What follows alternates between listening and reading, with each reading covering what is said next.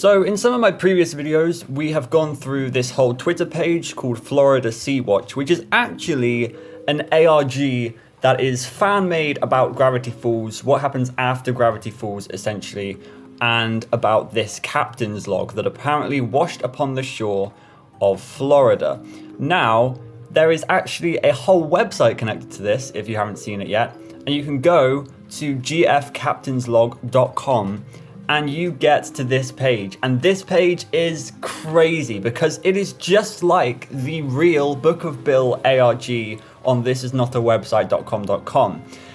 In the sense that there are multiple things to click on, like these binoculars show you this video, and we determined last time that this is actually a loop of a video, but there's like a shark that comes by, and there's a boat in the distance, and there's flashing lights that is apparently a reference to Call of Cthulhu. But there are other things, like if you press these buttons, then they give you comic strips. There's like buttons over here that give you little information about certain things. And then there is this. This is a place where you can put some passwords. And we have tried multiple things. A lot of things that we've tried haven't worked, but we have found quite a few. And I'm here to tell you that maybe we found like half of them. There aren't actually as many as I thought there would be. This is a huge ARG, which I'm going to show you why in a second, but this is a huge story and a huge kind of extension to the Gravity Falls lore that I'm really impressed by, knowing that it's all fan-made. But there aren't actually as many codes as you might think, which is probably a good thing as well, because it's probably quality over quantity, right? But the reason this is such a huge ARG for me is we have this. This is a whole book. It is 446 pages long, and it is crazy. It is so crazy. We only got through about 50 pages of this in our other videos. Now, today I want to show you all of the other codes, and I've kind of come to a conclusion here, and I don't want to go through the entire book because there is a lot of content to read. Like every page has like 2 minutes of reading on it, which is cool, and it's full of content, which is something that I love. But going through it all on video is something I don't necessarily want to do, and I don't think you guys necessarily want to watch. So if you want to go and read it in your own free time, then you can go to gfcaptainslog.com and go and check out this awesome project made by all of these awesome people. What I will say is that there is, of course, a lot of context in the book. So we're going to be kind of diving into, no pun intended, diving. We're going to be going into the book kind of first to kind of see parts of the book that may be useful for the codes. I don't actually know what these passwords do. I just know what they are and what they should be kind of referring to in terms of the book. So the first one, I do want to show you all of the ones that we found previously. So the first one is a very obvious code that you can put in. It's Bill Cipher. Bill Cipher being the main villain, I guess, of Gravity Falls. If you click execute, you will start receiving a message, and then you will get this screen. Here you go. Stupid jellyfish thinks he's cosmic. Adorable. You can't drown an idea, Ford. Now let me out. Now, I guess a bit of context behind this is back on this Twitter page, there was a lot of references to jellyfish, right? Where was that one that I remember there being? No jellyfish, not even one. Who made this map, right? And then over here, I think I already clicked on it. Over here, you've got Emperor Jellyfish Anomaly. So there's this reference to jellyfish, or a jellyfish that is kind of taking over. And so what is this jellyfish? Is it Bill Cipher? Is it a new villain?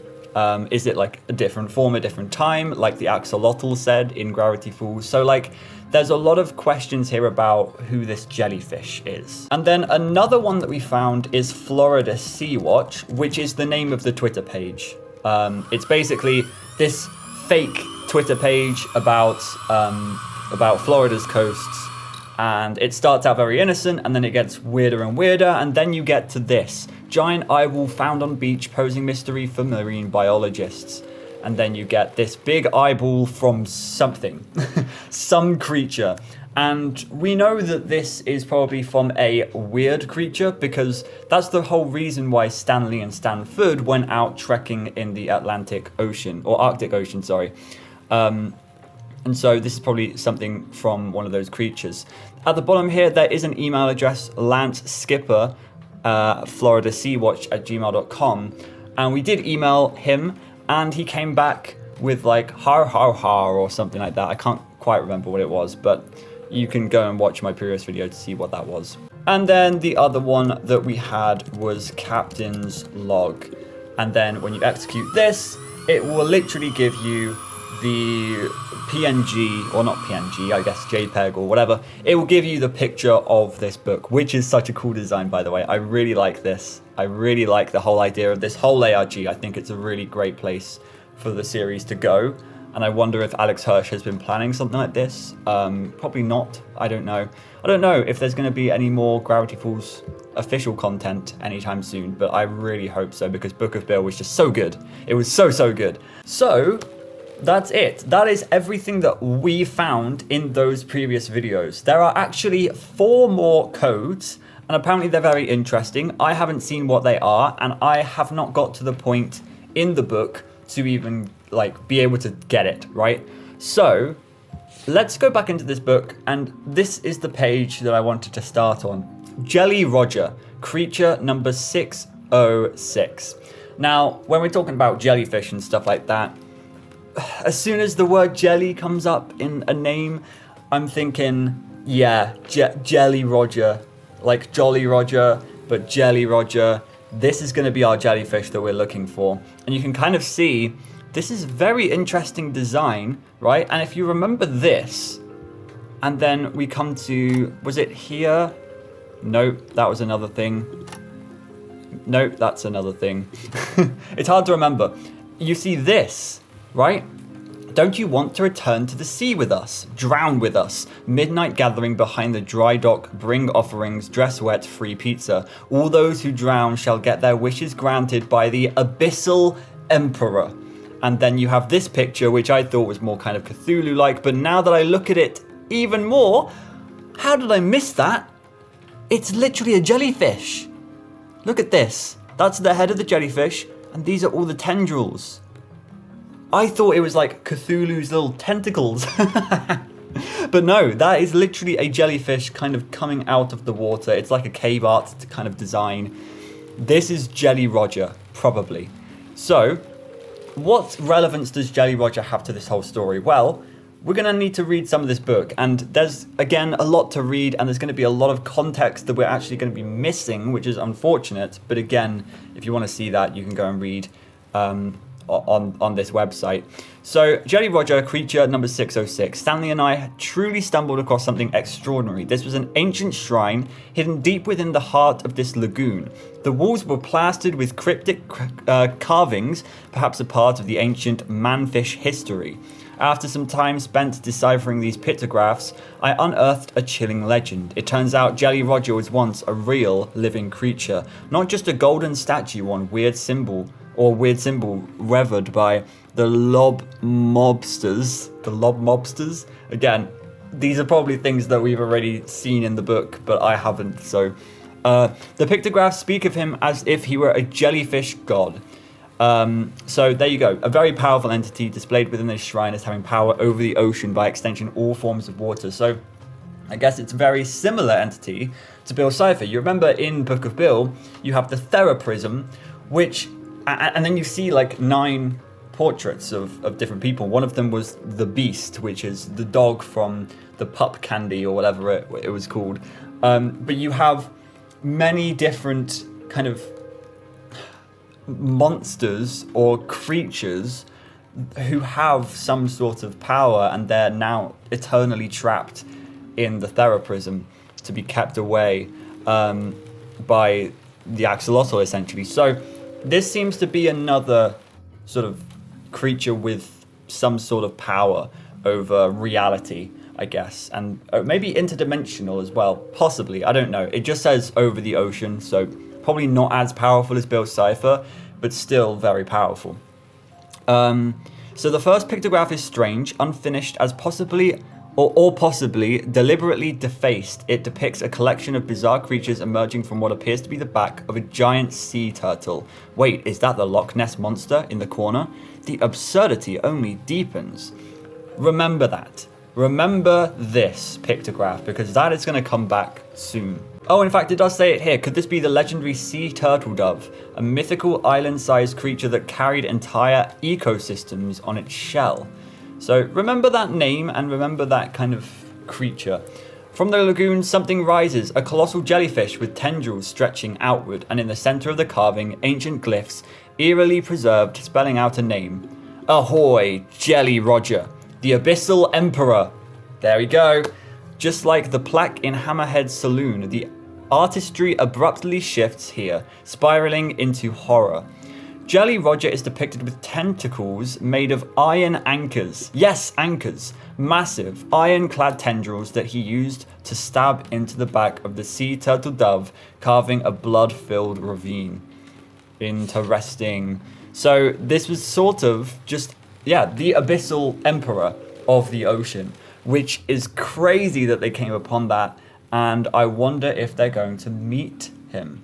Other things that we should maybe take into account while we're moving forward. There was this shrine that apparently they found all of these pictographs on, right? It wasn't just a monument, it was the epicenter. The carvings hinted at more. Jelly Roger wasn't always a terror. He was once revered, worshipped even, as a benevolent force. The Brainomicon, which you should also remember, stored in this shrine, was used to commune with him. But then something changed. Later carvings turned even darker, villagers dumping waste into the lagoon, their forms warping into shadowy fish-like beings, a curse, a transformation. Jelly Roger had turned on his people, or perhaps he had turned because of them. A punishment, betrayal, or just twisted divine justice. The jellyfish statue loomed above it all, tentacles anchored deep in the lagoon like it owned the island. Was it a warning, or just one more move in Jelly Roger's cosmic game? So there you go. These are all the drawings. He was once worshipped, but then this started happening, and then whatever's happening there. I could feel it too, the pull, the weirdness, like a tide dragging us out to sea. If we didn't move fast, we were going to become the next anomaly. Stan, don't touch that. We don't know what it is yet. For all I know, it's cursed, haunted, or cursedly haunted. If I can't find answers here, we'll need to abandon it. Trust me, I've learned my lesson about ancient artifacts the hard way. But as always, Stanley wasn't listening. He was already next to the book. Stanley! I lunged for my brother, too late. A white glow erupted around him. He turned toward me, yanked into a floating position by some unseen force. He was a good 5 feet off the ground. His eyes glowed a ghastly white, and unless he'd taken up both aerial acrobatics and the world's worst ventriloquism routine, he was possessed. Look at how sick these pages are. I love the artistry in this book. This must have taken ages to do. Apparently it was actually started kind of shortly after Book of Bill released, which was over a year ago now, well over a year ago. So that's crazy. Never in my wildest nightmares did I imagine I would have to draw my brother's face like this. Oh, I felt ice cool up my back. The moisture on my body was freezing. My heart dropped. It was the book, the Brainomicon. It had reached out to something. No, someone. A voice boomed through the chamber so deep and damp it sounded like a gangled seawater and practiced heavy metal singing for breakfast. It echoed through the room like waves crashing against a doomed ship. Then, an image exploded above Stanley in mist. It was Jelly Roger. His tendrils controlled Stanley like a puppet on strings.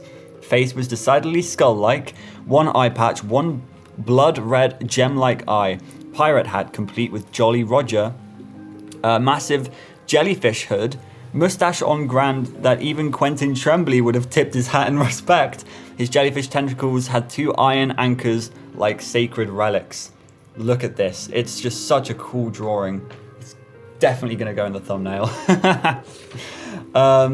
Oh no, this one is going in the thumbnail, man. That is sick. Look at that. And then, interesting. Oh, I've just pieced something together by this. Har har har, more humans in me cabin. Never would have guessed so many of ye'd make it this far, but I'm glad ye did, especially old salty dog Stanley over here. That is interesting, right? Because I think we've seen har multiple times in this whole thing, and I thought maybe it's just, you know, Florida Sea Watchers kind of thing. Maybe it's Stanford talking to us in a pirate tone or something. But no, it is Jelly Roger. And not only Jelly Roger, but Jelly Roger possessing things. Jelly Roger is possessing Stanley right here.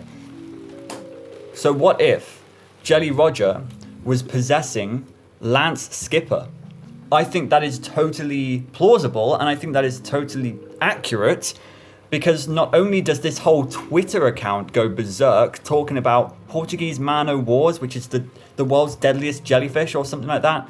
It has like this tendrils coming out of the ocean over here. Like the Twitter page goes insane. Not only that, but when we emailed Lance Skipper, as I said before, he said ha. So there is something, and it was in ciphertext as well. There is something going wrong with Lance Skipper here, and I think we now know the reason. It's because of Jelly Roger. So that is interesting, and it's interesting that it's all connected to this book, right? It is all connected to the something Nomicon. What was it? I forgot what it was. I don't know. The Necronomicon, or I don't know. The Brinomicon, sorry. So, as we must, let's put Jelly Roger into this password thing and see what we get. I have no idea what we're going to get from this. I just know that it is a password that exists. So let's execute this. I'm scared. It's going to be a jump scare. Jump scare. Oh. Not quite a jump scare, but close. That is awful.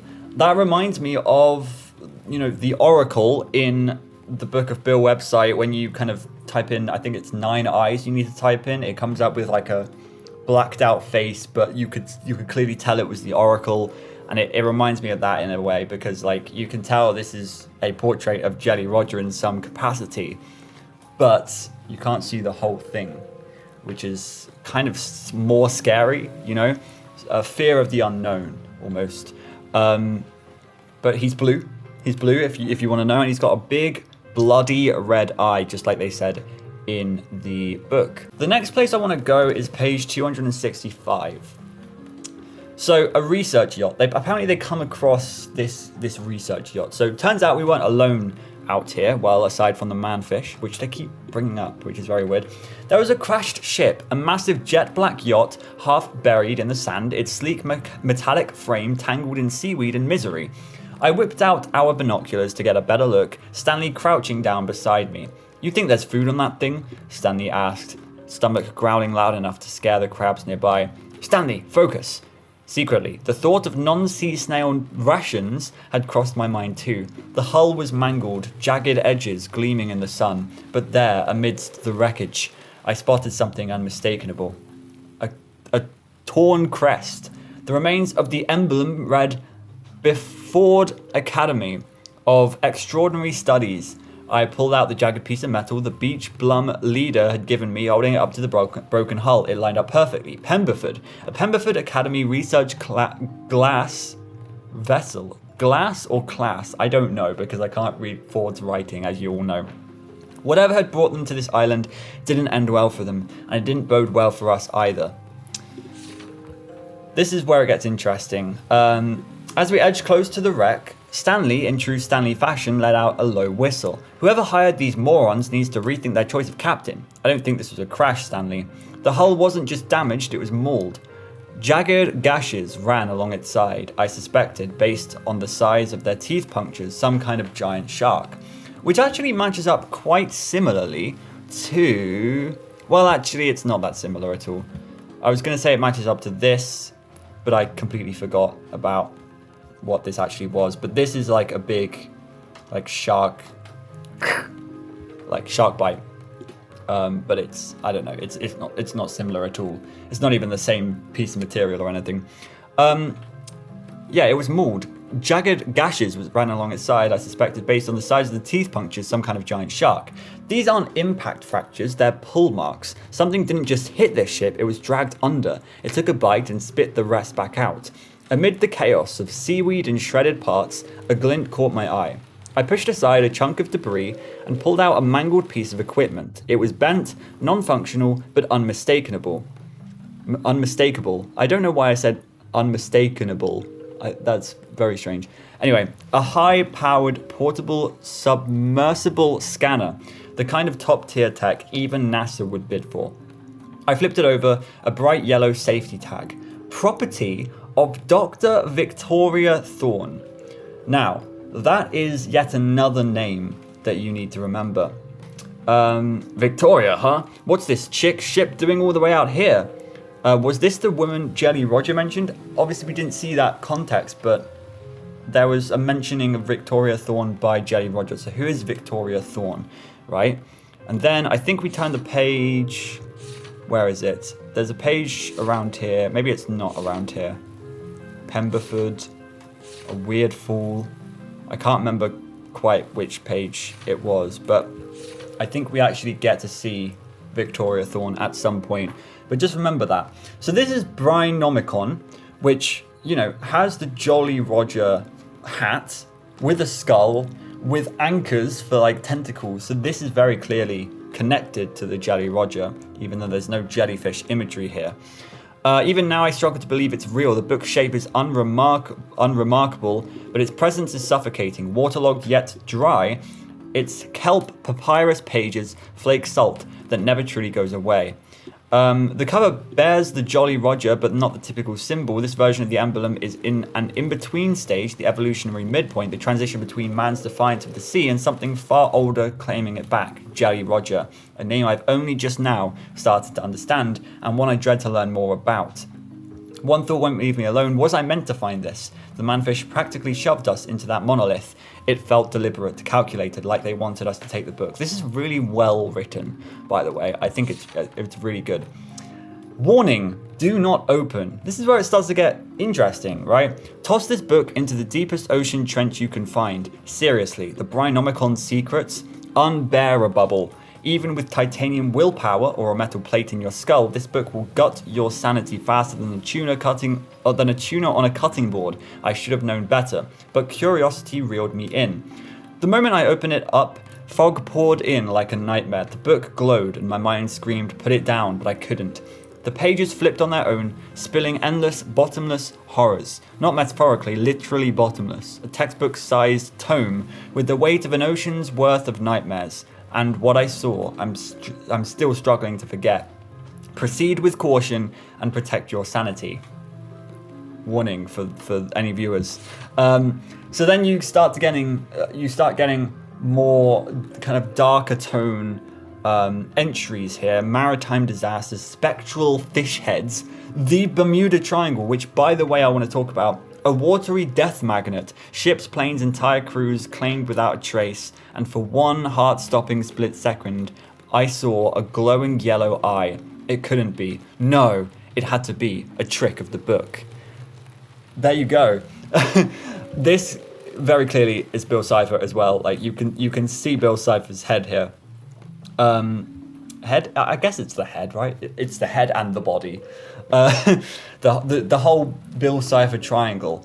Yeah, obviously we knew the Bermuda Triangle had to come up at some point, right? Because we're talking about the ocean here, and the Bermuda Triangle is very clearly like a triangle that could be used to kind of symbolize Bill Cipher kind of possession sort of thing. The Bermuda Triangle is real. And it is a place where multiple ships and planes and crews have disappeared without a trace. So very conspiracy kind of heavy. But I was wondering if there would be more of a connection here. But I'm glad that they at least mentioned the Bermuda Triangle here, because I think it's a very cool reference to put in. Especially when they say like the pyramids were built to, like in the Book of Bill, they say the pyramids were made to worship Bill Cipher, and there were things here that were like failed portal attempts and stuff that kind of left remnants in history. I think even Journal 3 mentioned this a bit, remnants in history about triangles and stuff like that, why triangles have been so prevalent in history. But then you come onto this page and then you get Jelly Roger, just one of the bizarre twisted creatures this journal had buried into my memory with any shred of clarity. He held the Brinomicon in his twisting tendrils. He really was connected to the book, and he wanted me to deliver it to him. I knew it. Even cities drowned in towering waves, leaving only watery graves behind. Then you get to this page. You get spells, the flood, a planet completely submerged, civilization reduced to fish food, a future that felt too close for comfort. That's awful. Dolphins, and then you get the sea turtle dove again. A creature older than time itself, one of the original travelers from that mysterious watery realm. She was dead, killed by Jelly Roger, but she was once wise, powerful, and equally terrifying. Anomaly class material. Jelly Roger killed the sea turtle dove, which is older than time. That's crazy. So this is something as well that I want to put in the password thing. Basically a turtle with a whole ecosystem on its back, which is... There's some sort of mythology to do with that. Let me know if you know what I'm talking about in the comments. But like, there's a real world mythology where there's like a turtle and it's holding the earth on its back or something. And there's like multiple people holding the turtle and like a whole stack of, I don't know what's going on, like titans and stuff like that. I actually think that sort of stuff is terrifying. I don't believe in it, but I think it's terrifying to think about that we're just on the back of a sea turtle. Oh my gosh. So speaking of sea turtles, let's put it in to here. Sea turtle dove. Again, I have no idea what this is going to give us, but it will give us something. Let's execute and see what we get.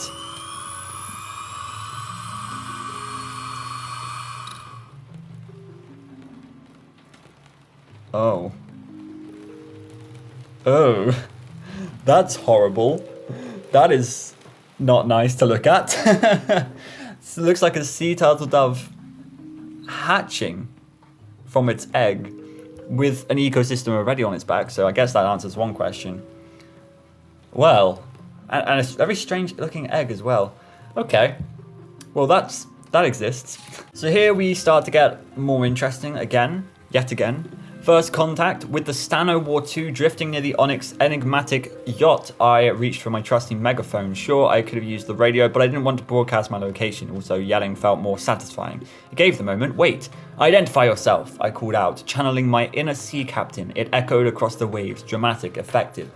The yacht stalled. Everything went still. I squinted at the dark glass. No movement. I saw no crest, no sign of Pemberford.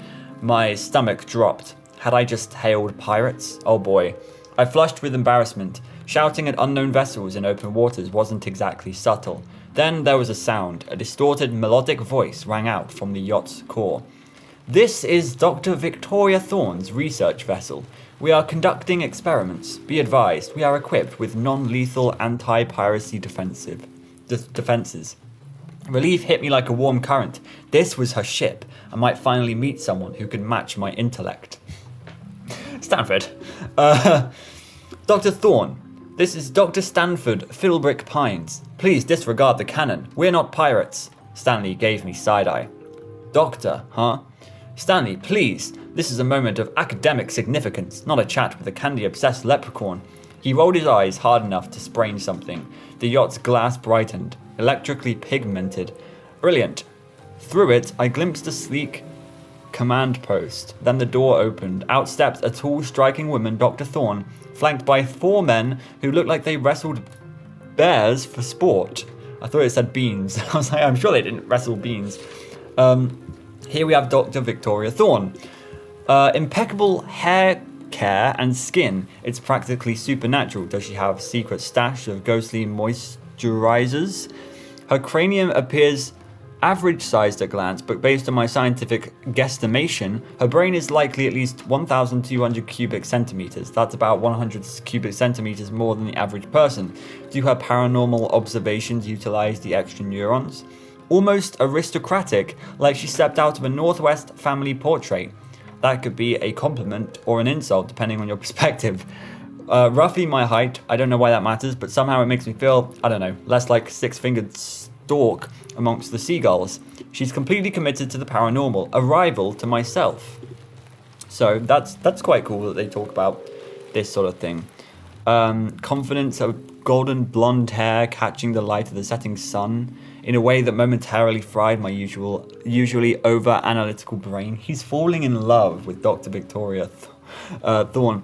There I was fumbling through introductions like a freshman asking someone to prom. Woo! A trip to her ship. Stanley and I were invited aboard her ship and treated to a fish feast so extravagant that Stanley immediately declared, "This is the best meal I've had in ages. I'm hooked." You get the idea. A third eye. When I showed her my 6 fingers, something I'd always been self-conscious about, she didn't flinch. She didn't even seem surprised. Instead, she wanted to study me. And then she parted her golden hair to reveal something that left me speechless. A third eye nestled on her forehead like some kind of cosmic jewel. It was both unsettling and mesmerizing. We all know that Stanford is attracted to people with more than 2 eyes. The Oracle. It was both unsettling and mesmerizing. She explained how it was somehow enhanced her perception of anomalies and hinted that we extra types might share a deeper connection. I like that there's kind of magnetism, not only like to weirdness places, but to other weirdness creatures and people. I think that's a really cool theme throughout Gravity Falls and this ARG. So that's such a cool, I love these equations, like fake equations that they put in. So that's cool. Then you get to thrilling conversations into the night. We talked for hours. Her theory, oddness, buoyancy, that strange things rise to the surface of normal waters, was elegant, poetic. It clicked with my odd tide hypothesis in a way that thrilled me. I don't know if we'll see it here, but as I was going through this in preparation to set this video up, I saw something that said that weirdness floats weirdly. So there's this buoyancy that is kind of... what would you say, like natural to kind of weirdness creatures or something. I don't know. So then there's a betrayal. So what actually happened? No, not someone like her, but enough of that. There's work to be done. Discoveries to make and gadgets on this ship I can't wait to tinker with. No, not like that, Stanford. Pen down, ending entry. I don't actually know what entirely happened, but she's evil. I think she's evil. No, what have I done? Curse my emotions. Curse Thorne. I let her play my games in my head. Oh, maybe it's, Oh, here you go. I know what it is. So he was falling in love with her, but there was a betrayal at sea. Oh, what a blasted fool I'd been. Blinded by her intellect, her charm, and yes, her presence. I'd completely lost focus. She had been tracking us all along. She only wanted the Brinomicon. So there we go. It was all calculated. They arrived at Sea Turtle Dove Island. So there you go. He fell in love, and then she was only there for the Brinomicon. So interesting stories here. Once again, I'm not going through the entire thing, but it's very interesting stuff. I know here it mentions, did she use a love potion of some sort?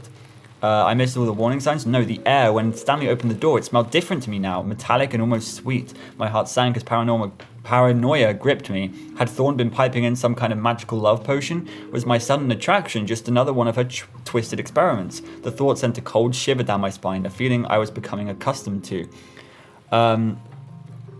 So, yeah, there's, like, stay out of my way. Like, she is sort of another researcher that's maybe doing this for the wrong reason, potentially. I don't know what her reasoning is, and I probably won't find out today because, you know, we're not going through the entire contents of the book, but that is why you should go and read it. Luckily, according to Victoria, Weird Things Float, that's exactly, like, this is such a cool page, because it's very simple but very effective, and it's something that definitely caught my mind. And then they lost their ship, I think, and then they had to rebuild. Prize catch of the day, twins.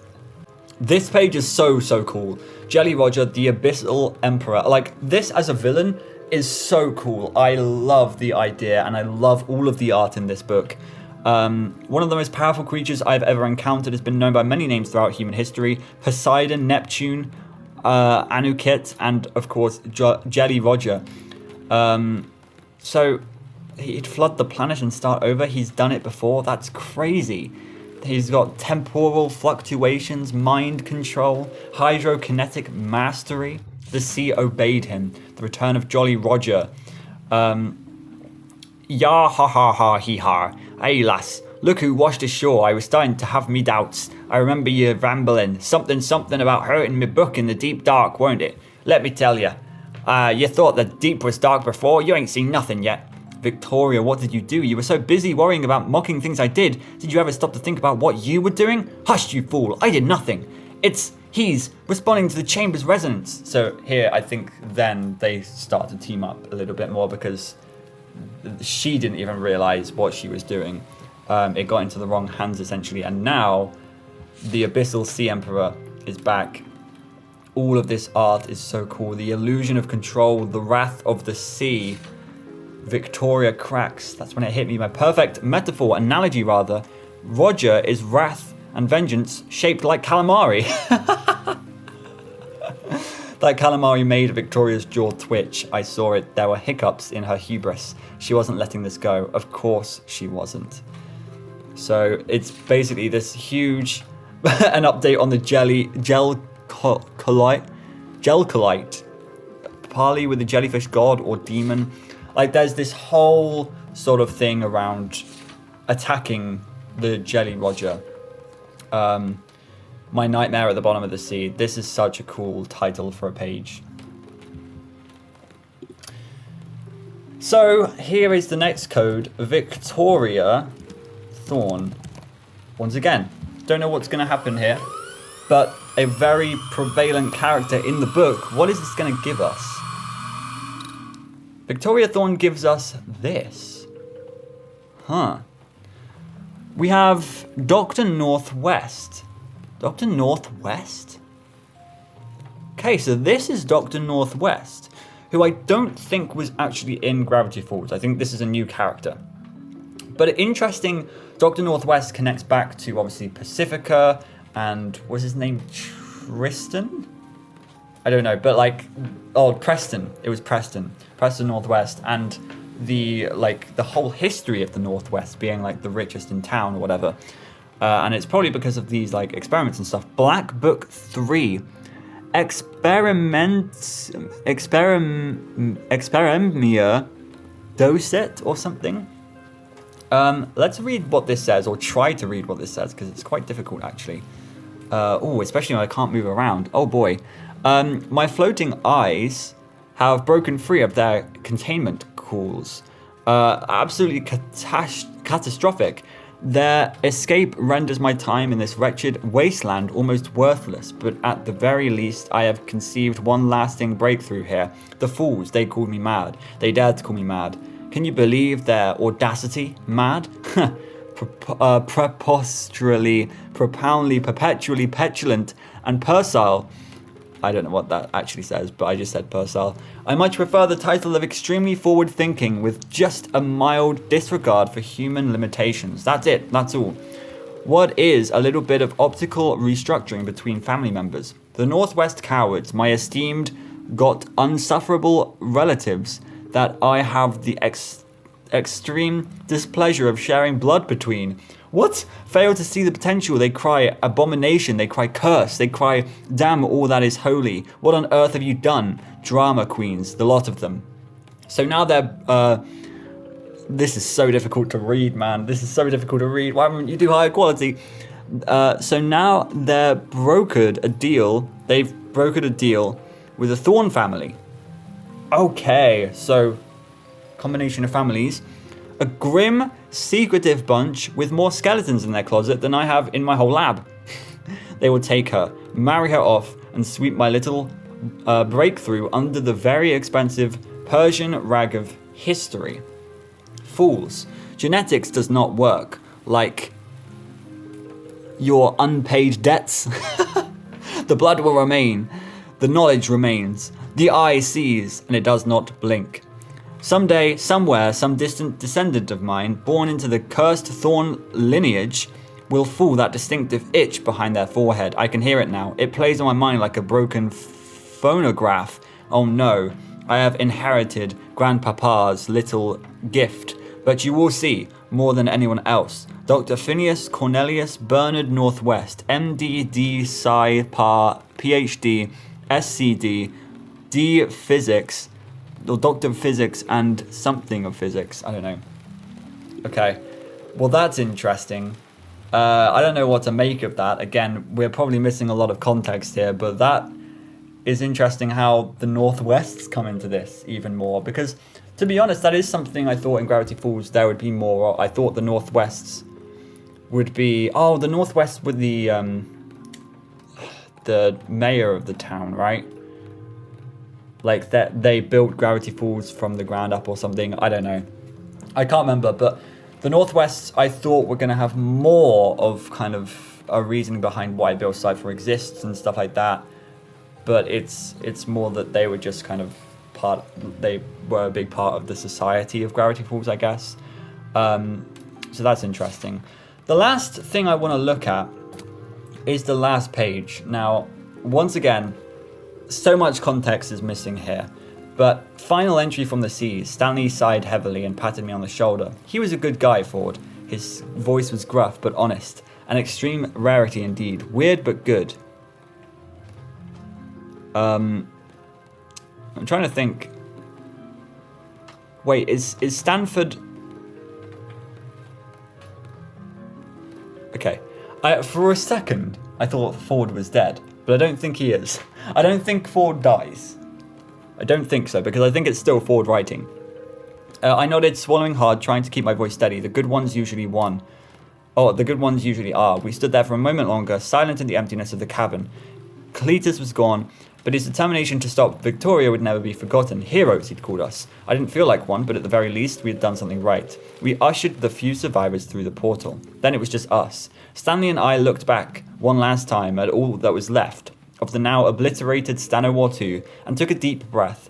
I grabbed a piece of the wood, the S of Stan, now faded and mangled like us. Ready to head onto dry land? I said to Stanley. He cracked a clearly exhausted grin. Yep, let's do it, bro. I got some plans for the Stanowar III. Then he shot me his famous side-eye, but if you're planning on studying any giant man-eating rats in the New York sewers, I'm definitely out.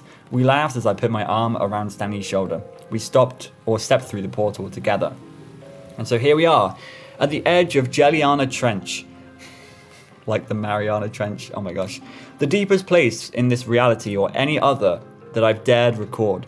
This captain's log is destined to go down with the ship. It must stay behind with the remains of the Stanowar II, as both a monument and as testament to the weirdness this log has weathered. I can't think of a more fitting resting place. Which is why it comes upon the shore of Florida. So that's interesting, kind of where they've last left it. That's sort of like what happened with the Book of Bill. They got rid of the Book of Bill, and they put a warning in the Book of Bill, and they sent it through like another dimension or whatever, and the reason we have it is because it's come to our dimension, and we are now reading it.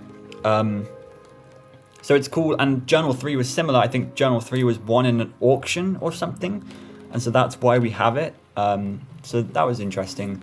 Perhaps one day a curious soul will find it, a seafaring explorer with salt in their veins seeking answers to the mysteries in their heart. If you're holding this, then that means your own voyage has already begun.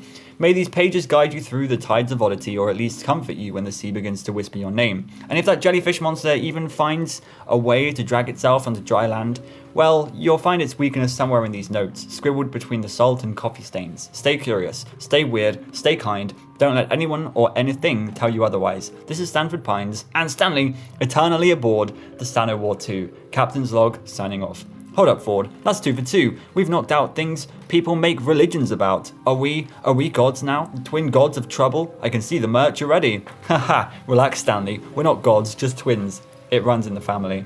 Aww. So cool. So cool. And of course they have this photo right here. Of course.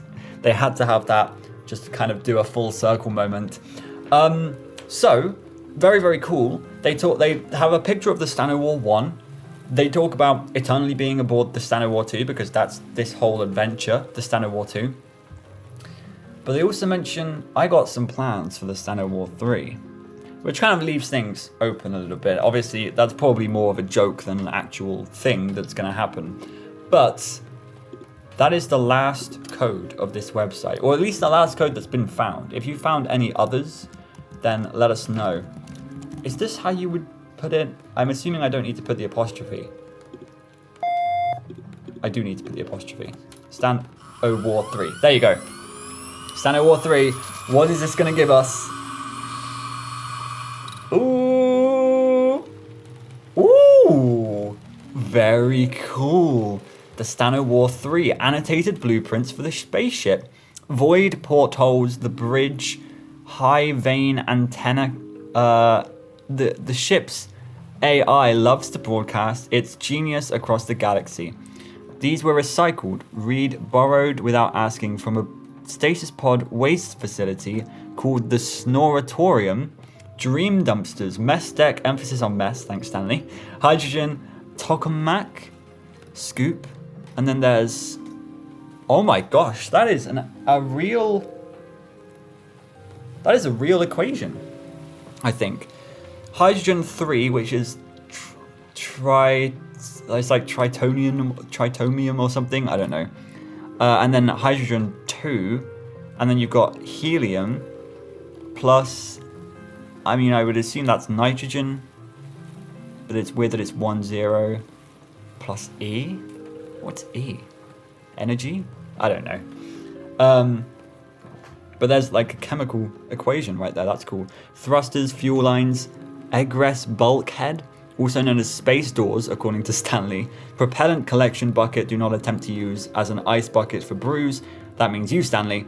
Vacuum fusion vessel, do not remove magnets. And then some more equations and stuff. It's a cool design for the Stan O War 3. Very, very more modern. They even mention AI right here. So that's really cool. That is, as far as I know, everything on this website. We obviously went through a lot of the other things like the anomaly pod and stuff in previous episodes. But for now, that is pretty much everything, apart from everything in this book, of course. Like, you guys need to read the full book because this is amazing and it deserves being read through fully. I actually would like to read through it, but I might do it in my own time because doing it on video takes forever and you don't want to see that. Go and give these guys some love. Go and support these guys for another project potentially. I am very impressed still that this is all a fan-made project. Isn't that just insane? If anybody who worked on this project has watched any of my videos at all, then let me know. We can talk and maybe get you in a video or something. I don't know. I just would love to talk to someone about this whole thing because I think this is such a cool project and I would love to know more of the behind the scenes of it all and how this is all created. But this was absolutely phenomenal. Again, I'm going to read through the book fully and I think you guys should. But I feel like this has been such fun to go through. It feels like Book of Bill and this is not a website.com all over again. So thank you for sharing this with all of us. And thank you all for watching. Let me know if there's anything else you guys want me to cover, like if there's any other Gravity Falls fan-made projects or anything like that. Do you want me to see theories on the channel? Do you want to see reactions to other things? I know there's things that I haven't even reacted to yet that are official Gravity Falls content. So let me know and I will see you in another video. Goodbye.